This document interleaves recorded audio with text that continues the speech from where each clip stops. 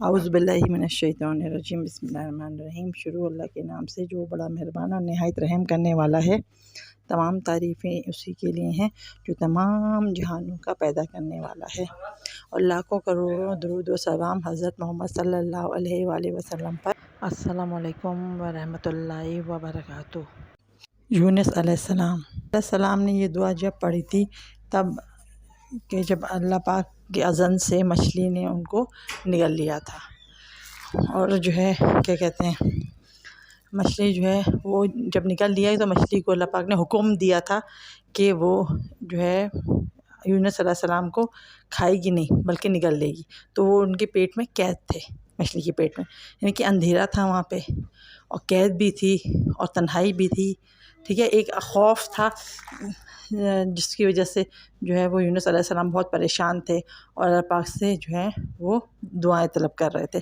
तो ये दुआ करते करते जो है यूनुस अलैहिस्सलाम ने जब ये दुआ पढ़ी, ला इलाहा इल्ला अंता सुब्हानका इन्नी कुन्तु मिनज़ ज़ालिमीन, ठीक है, तो उनको जो है अल्लाह पाक ने इस दुआ की बरकत से जो है वो मछली की पेट से मछली को हुक्म दिया कि आप इसको जो है वो दरिया के किनारे उगल दो। तो उन्हें उसको दरिया के किनारे उगल दिया। तो ये जो है सब अल्लाह के काम है। तो इससे जो है हमें बहुत, इस दुआ के पढ़ने से अल्लाह पाक नामुमकिन को मुमकिन बना देते हैं और बहुत बड़ी बड़ी मुश्किलात से आपको निकाल देते हैं, ऐसी मुश्किल से जिससे निकलना नामुमकिन हो। और कुरान पाक में ये भी आया है कि अगर यूनुस अलैहिस्सलाम इस दुआ के ज़रिए अल्लाह पाक से मदद नहीं तलब करते तो वो क़यामत तक जो है वो मछली के पेट में रहते। यानी कि वो आफ़त और मुसीबत जो कि आपके हिस्से में लिख दी जाती है, इस दुआ की बरकत से वो भी छट जाती है। और वो काम जो कि आपकी किस्मत में होना लिखे ही नहीं होते, यानी कि जिसका अमर होता ही नहीं है लिखा, तो वो भी अल्लाह पाक के हुक्म से उसका भी अल्लाह पाक हुक्म दे देते हैं और उसको भी आपके लिए उसके भी फ़ैसले अल्लाह पाक कर देते हैं। तो आयत करीमा की ताकत किस्मत बदल देती है, यानी कि इससे हमें ये पता चलता है ना, खाली झोलियाँ भर देती है।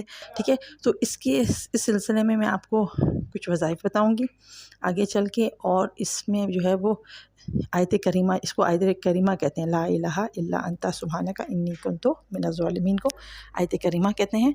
तो मैं आयत करीमा के आमिल बनने का आसान तरीका भी आप लोग को बताऊँगी।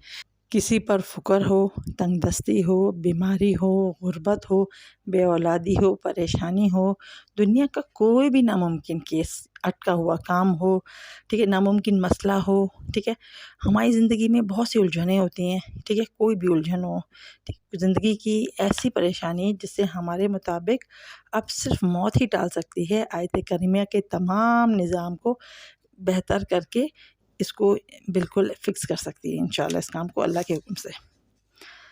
और इसमें जो है क्योंकि इंसान एतराफ़ करता है अल्लाह पाक से कि वो जो है गुनहगार है, ठीक है, वो माफ़ी तलब करता है अल्लाह पाक से। ठीक है, जब इंसान अपने गुनाहों की माफ़ी तलब करता है और अल्लाह पाक उसको माफ़ कर देते हैं तो गुनाहों को जो बादल छाए होते हैं आपकी ज़िंदगी में वो छट जाते हैं। जब वो छट जाते हैं तो आपकी ज़िंदगी में आसानियाँ पैदा हो जाती हैं। ठीक है, और जो है वो आपकी ज़िंदगी में मसाइल का हल होने का सिलसिला शुरू हो जाता है और आपकी ज़िंदगी में बहुत ही अल्लाह पाक के हुक्म से आसानियाँ पैदा हो जाती हैं और खुशियाँ खुशहालियाँ आ जाती हैं। ठीक है, अच्छा, आयत करीमा जो है ये जो है बहुत ही जलाली अमल है। ठीक है, तो इसको जब भी आपने पढ़ना है तो बमाए दुरूद शरीफ पढ़ना है हमेशा। ठीक है, तो ये जो है इसमें जो है हमने अल्लाह का हक़ अदा करना है इसको पढ़ के। और हम ज़ालिम हैं, ठीक है, हमने इसमें एतराफ़ कर रहे हैं कि अल्लाह पाक आप ही हैं जो तमाम कायनात के मालिक हैं, खालिक हैं, राज़िक हैं। ठीक है, और हम जो है वो आपसे ही मदद तलब करते हैं।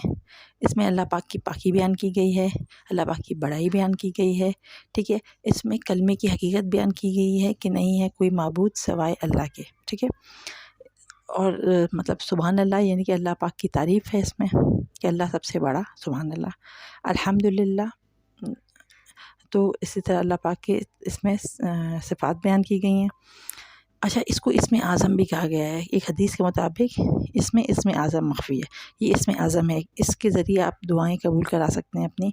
ठीक है, दुआओं के दौरान पढ़ें, कुछ मरतबा यानी कि 40 से 41 मरतबा दुआ के दौरान पढ़ें। यानी कि पढ़ने का तरीका कुछ ये है कि पहले आपने सूरह फातिहा पढ़नी है, ठीक है। फिर आपने अल्लाह की तस्बीह यानी बड़ाई बयान करनी है, यानी कि सुभानअल्लाह वल्हम्दुलिल्लाह वला इलाहा इल्लल्लाह वल्लाहु अकबर। यानी सुभानअल्लाह अल्हम्दुलिल्लाह अल्लाहु अकबर कोई भी पढ़ सकते हैं आप, कुल हुवल्लाह भी पढ़ सकते हैं बमाए बिस्मिल्लाह। उसके बाद आपने दुरूद शरीफ पढ़ना है तीसरे नंबर पे। फिर आपने आयत करीमा पढ़ना है कि ला इलाहा इल्ला अंता सुब्हानका इन्नी कुन्तु मिनज़ ज़ालिमीन 41 मरतबा पढ़ना है। उसके बाद आपने जो दुआ अल्लाह पाक से मांगनी है, जो मनवाने अल्लाह पाक से मनवाएं, आखिर में फिर दुरूद शरीफ पढ़ के अल्लाह की बड़ाई बयान करके आमीन कर दें, ठीक है। ये तरीका तो दुआ का हो गया, ठीक है। अच्छा, इसमें जो है बहुत सी चीज़ें इस आयत करीम में मख्फ़ी हैं। तमाम कायनात की ताकतें अल्लाह पाक ने इसमें मख्फ़ी रखी हुई हैं। अच्छा, आयत करीम के आमिल बनने के लिए आपने कुछ शराइत पे पाबंदी करनी है, जैसे कि आपने अल्लाह की इबादत की पाबंदी करनी कि 5 वक्त की नमाज़ लाजमी पढ़नी है। अगर रमज़ान के रोज़े हैं, जो भी फ़राइज़ हैं आपके, सब ज़कात वगैरह ये सब अदा करनी है, ठीक है। बंदों के हुकूक़ की भी पाबंदी करनी है कि कोशिश करनी है कि उनके हुकूक़ अदा हों।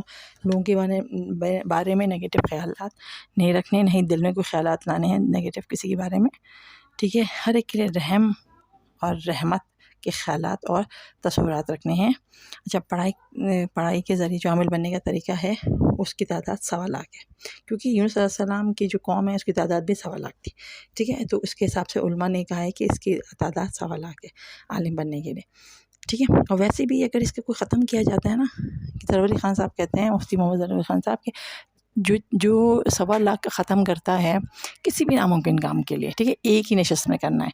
बहुत से लोग मिलके कर सकते हैं एक ही नशस्त में, ठीक है, मगर तादाद 1.25 लाख पूरी हो, ठीक है। और अव्वल आखिर दुरूद शरीफ हर एक पढ़ता रहे, ठीक है ना। अव्वल आखिर से मतलब क्योंकि इसमें ज़्यादा लोग पढ़ रहे हैं तो हर एक 10 मरतबा पढ़ेगा, तो शुरू में 100 मरतबा दुरूद शरीफ, आखिर में 100 मरतबा दुरूद शरीफ हो जाए, ठीक है। तो ये आपने 1.25 लाख ख़त्म कर देना है एक दिन में, और उसके बाद कोई खैरात कर देनी है और दुआ कर लेनी है कि हर नामुमकिन मुमकिन बन जाता है। बाज़ औक़ात ऐसी चीज़ होती है ना जो आपकी किस्मत में लिखी नहीं होती है, तो उसके लिए जो है इसकी कभी-कभी तादाद बढ़ानी पड़ती है, कभी 2 मरतबा ख़त्म करना पड़ता है, कभी 3 मरतबा, यानी कि ज़्यादा से ज़्यादा इसका ख़त्म 10 मरतबा का है। वो उन चीज़ों के लिए जो नामुमकिन है, जो आपकी ज़िंदगी में लिखी नहीं है। जो लिखी हुई हैं उनके लिए इंशाअल्लाह ताला 1 मरतबा 2 मरतबा के ख़त्म पे ही वो चीज़ आपको अल्लाह पाक दे देते हैं, ठीक है। अब मैं आपको जो है वो आमिल बनने के लिए मुफ्ती साहब ने कहा था कि अब शुरू में आपने 100 मरतबा दुरूद शरीफ पढ़ लेना है आमिल बनने के लिए, क्योंकि ये बहुत जलाली अमल है, ठीक है ना। तो इसको ठंडा करने के लिए पहले आप इसको 100 मरतबा दुरूद शरीफ दुरूद इब्राहिमी पढ़ना है, ठीक है ना। तो उससे अमल ठंडा हो जाएगा, और आपने उसके बाद खैर की दुआ कर लेनी है अल्लाह पाक से कि अल्लाह पाक इसमें अमल खैर डाल दे और हम कामयाबी डाल दें। जिस मकसद के लिए कर रहे हैं उस मकसद के उसूल के लिए दुआ कर लें। उसके बाद आयत करीम आप शुरू करें। रोज़ाना की तादाद आप मखसूस कर लें, जितनी आप पढ़ सकते हैं उतनी आप मखसूस कर लें। जैसे कि कुछ लोग 500 मरतबा रोज़ाना पढ़ सकते हैं, तो वो 500 की मखसूस कर लें। कुछ लोग 1000 मरतबा रोज़ाना पढ़ सकते हैं, वो 1000 रुपये मखसूस कर लें रोज़ाना पढ़ने की तादाद। मगर वो उससे फिर कम नहीं आ सकते। अगर 500 पढ़ रहे हैं तो वो 400 फिर अगले दिन नहीं पढ़ सकते, वो 500 ही पढ़ेंगे जब तक कि 1.25 लाख ख़त्म नहीं होता। इसी तरह 1000 मरतबा जो पढ़ रहा है वो फिर 1000 मरतबा ही पढ़ेगा, ठीक है। वो फिर वापस 900 या 950 पे नहीं आ सकता, वो 1000 ही पड़ेगा रोज़ाना। इसी तरह आपने देख लेना है जो आसानी से आप पढ़ सकते हैं, 500 से कम नहीं होता। आखिरी इसके मिनिमम जो है 500 है, ज़्यादा से ज़्यादा की कोई मियाद नहीं है। जितनी आप पढ़ सकते हैं, जितनी जल्दी ख़त्म हो जाएगा उतनी जल्दी आप आमिल बन जाएंगे। तो आखिर में जो है ये पूरा ख़त्म हो जाए 1.25 लाख, जिस दिन भी ख़त्म हो जाए उस दिन आपने फिर 100 मरतबा दुरूद इब्राहिमी पढ़ना है, और फिर लंबी अल्लाह पाक से दुआ करनी है अपने मकसद के लिए, और आप इसके आमिल बन जाएंगे। जब आप आमिल बन जाएंगे ना इसके, तो फिर आप सारे मसलों के लिए उसी टाइम आप एमरजेंसी में जो भी आपका मसला होगा आप हाथ उठाएंगे और 41 मरतबा आप दुआ करेंगे। अल्लाह पाक वो सारी चीज़ें जो मसले आपके हैं उनको हल कर देंगे, और आपकी परेशानियाँ मुश्किलात दूर करके आपकी दुआओं को कबूल व मंजूर फरमाएंगे इंशाअल्लाह ताला। जैसे आपने इसको किसी मरीज़ के लिए इस्तेमाल करना है, तो मरीज़ के लिए आपने उसी टाइम, जैसे किसी मरीज़ के पास गए, ख़ुद मरीज़ हैं, उस पर दम करना है, तो उसके लिए आप इसको इस्तेमाल कर सकते हैं। अव्वल आखिर आप 11 मरतबा दुरूद शरीफ पढ़ के, 41 मरतबा आयत करीमा पढ़ के, फिर 11 मरतबा दुरूद इब्राहिमी पढ़ के उस पर दम कर दें। इंशाअल्लाह अल्लाह के हुक्म से शिफा याब होगा। और पानी पे भी दम कर लें, तो वो पानी भी पिलाएँ मरीज़ को, ख़ुद भी पिएँ, अपने लिए पढ़ रहे हैं तो ख़ुद भी पिएँ, तो आपको इंशाअल्लाह ताला शिफा मिल जाएगी। तो ये शिफा का एक बहुत ही मुजर्रब अमल है। इसके ज़रिए आप हर नामुमकिन चीज़ अल्लाह पाक से मनवा सकते हैं। ऐसे किसी मकसद के उसूल के लिए भी यही तरीका है कि 41 मरतबा इसको पढ़ना है, अव्वल आखिर 11-11 मरतबा दुरूद शरीफ के साथ, और अपने मकसद की दुआ कर लेनी है और इसको आपने पढ़ लेना है। तो इंशाल्लाह आपको आपका मकसद हासिल हो जाएगा अल्लाह के हुक्म से, ठीक है। इंशाल्लाह मुझे उम्मीद है कि मैं आपको आयत करीमा का आमिल बनने का तरीका और बाकी वज़ाइफ समझा चुकी होंगी अच्छी तरीके से। आपको इंशाल्लाह अच्छी तरह समझ भी आ गया होगा। अल्लाह पाक इसकी खैरें बरकतें आपको नसीब फरमाए और आपको आमिल भी बनाए आसानी से। और इसमें जो है आपको हर मकसद के उसूल में अल्लाह पाक दर्जा ब दर्जा कामयाबी दे और आपकी मुश्किलात को दूर करे, परेशानियाँ हल करे, रिज़्क़ कुशादा करे और ज़िंदगी में खुशियाँ खुशहालियाँ रहमतें बरकतें नाज़िल फरमाए और दर्जात बुलंद करे। दीन और दुनिया की दोनों की कामयाबी आप लोगों को, हर बंदे को अल्लाह पाक नसीब फरमाए। आमीन सुम्मा आमीन। हमें भी अपनी दुआओं में याद रखें। अल्लाह हाफ़िज़।